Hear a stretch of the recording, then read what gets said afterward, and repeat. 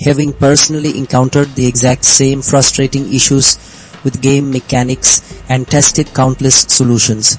I've finally discovered robust strategies to completely overcome these problems, and I'm ready to share them.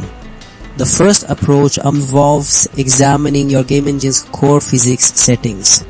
These global parameters dictate how every object, including your sprites, interacts within the simulated world.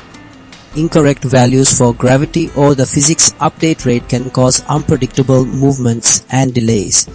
So adjusting these ensures a stable foundation for all in-game physics.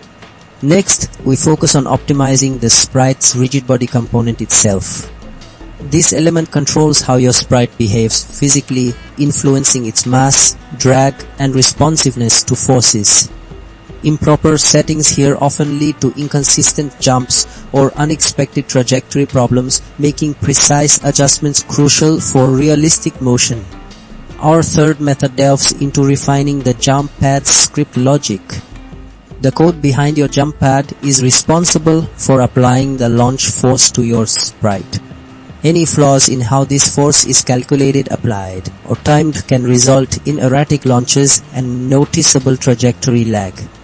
Correcting this script ensures the force is delivered accurately and reliably every single time.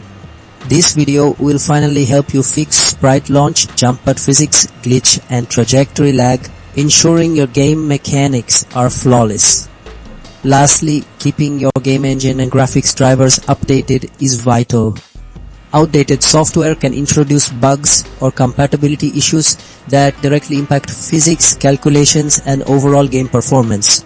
So, updating these components ensures a smooth, error-free environment.